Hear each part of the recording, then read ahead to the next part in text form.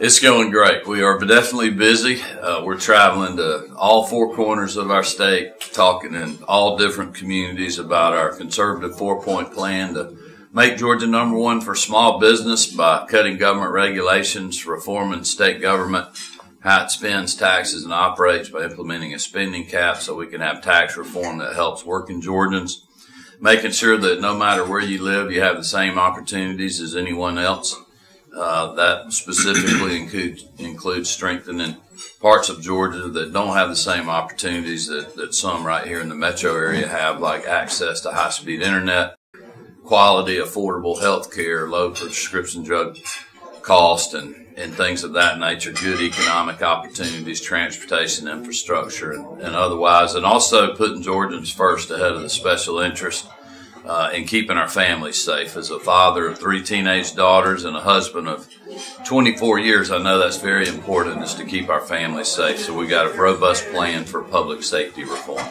Well, I don't think that's the case. I think Georgians at the end of the day are going to vote for a pro-business, small business owner, person like myself that's a family man and has good values. That's what the Republican Party's been built on, smaller, limited government that encourages free enterprise, and that's what I stand for. My opponent, unfortunately, wants more government, more big government programs, higher taxes, government-run health care that is going to hurt access to who your physician is, and she's going to have to raise taxes to pay for that. She's already said that she wants to raise taxes, and compared to what the legislature and Governor Deal did last year, that is not the extreme position that I want to take. I want to keep Georgia moving forward. Well, I think, look, Georgians want to vote for somebody that's going to talk about issues that matter to them, like cutting regulations, making Georgia #1 for small business, keeping our schools safe. We rolled out a school safety plan last week, having robust opportunities in education so our kids are trained for the workforce of today so they have better opportunities. Those are the exact same things that Donald Trump has been working on as president. My opponent is being endorsed by socialists from California that are sending millions of dollars to her campaign. People like Maxine Waters that are coming to campaign with her. Bernie Sanders, who wants a government-run health care program that's going to cost, trillions and trillions and trillions of dollars that we can't pay for without raising taxes. So they're going in a completely different direction, and I'm going to focus on the direction that will be good for our state in the future and good for our families. Well, everything really ties back to my conservative 4-point plan. I mean, look, we have many policy proposals, more than anybody on our website at KempForGovernor.com, dealing with transportation, cutting government regulations, school safety, education reform, transportation initiatives, and other things. But for me, I want to make Georgia #1 for small business. We've got to keep our economy strong. We're the #1 state in the country for business now. I want to make us #1 for small business. That's the communities that I see that are hurting out there. Their health care costs are going up. Their margins are the same or shrinking. So I want to make Georgia better when it comes to small business. But we've got to reform state government. We can't continue to spend. We've got to make government more efficient, use technology to lower costs so we can give that money back to the taxpayers so Georgia families have more money in their pocket. And we got to make sure our whole state's growing and keep our people safe. Those are my priorities. Well, I certainly support public transportation. There's a lot of innovative things going on in the state right now. Rapid bus transit up Georgia 400 was just announced. There's some federal dollars coming in for that. A lot of discussion about expanding MARTA. Gwinnett will be voting on that very soon. I support the idea of local communities having a say-so in that and taxing themselves to solve their transportation initiatives. Certainly the state needs to be involved in that. But I'm also going to be a governor that's going to ask, how much is that going to cost and who's going to pay for it? Because if it's not an affordable option, it's not going to work. So that's the kind of governor I will be. But we also have to be innovative on transportation. Look at things in the future like autonomous vehicles, the Hyperloop, and self-driving cars. Other things to be innovative. Grow our inland ports so we can get our container traffic off of tractor trailers and trucks onto our rail lines to relieve congestion, and do projects that have good return on investment for the taxpayers and for our citizens.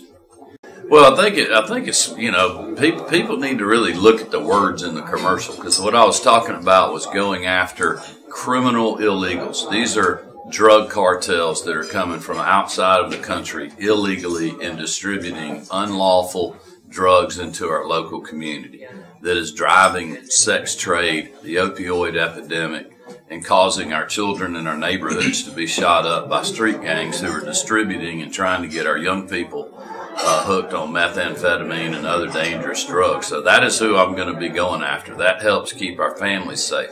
I have always said that I support legal immigration. I do believe that that starts with securing our border, so I certainly support the President and the Congress in doing that.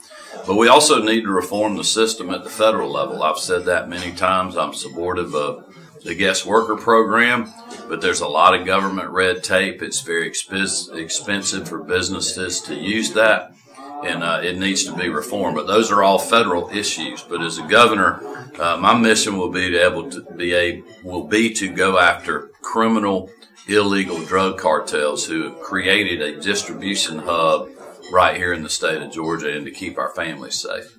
Legal immigration is, if it's done in the right way, and it needs to be streamlined where it's an effective process, is what our country is built on. But illegal immigration and people that are being here unlawfully, just take, for instance, someone that's driving that's here illegally that doesn't have a driver's license and they don't have insurance. Well, if they hit you, your insurance is going to have to pay. That is going to cause your insurance premium to go up when someone who was here unlawfully. Hospitals having to pay for indigent care from non-citizens who are getting free health care services at a local hospital. Well, those of us that are here legally can't go into that hospital and get free health care. That is what the frustration is with the taxpayer. And that's why I support legal immigration and people being here and working legally that go through the process. But people are tired of illegal immigration, especially when you deal with the criminal element. I'd have to check on that. I'm not sure on the campaign side. I know in the official office we've had members of all kind of demographics, certainly many Asian folks of Asian descent that are working in our office. We have a very diverse workforce on the campaign and in the official office. I'm not sure about the exact count on the campaign, though. A lot of those individuals I haven't hired.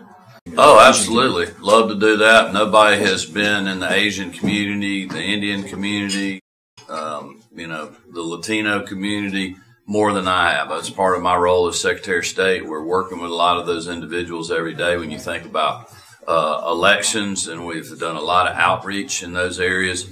And we're also working every day with folks that are licensed professionals from the Secretary of State's office, and many people in the Korean community are starting businesses going through our corporation's website. So we would certainly be inclusive in that regard and have a record of doing that in the past. Well, first of all, I'd like to ask for their vote and support. They can learn more about my campaign at kempforgovernor.com. But the Korean people in the Korean community can know that I will be a governor that's going to put them first.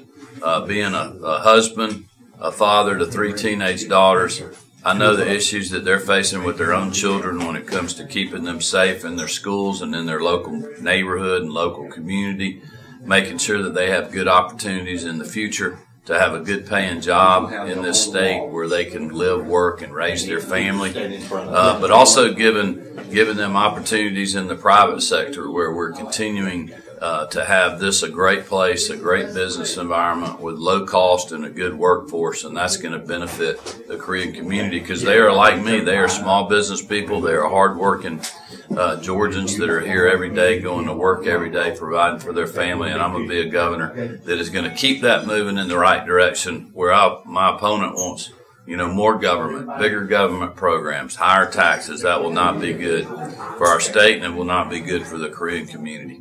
Oh, good to be with you. Thank you.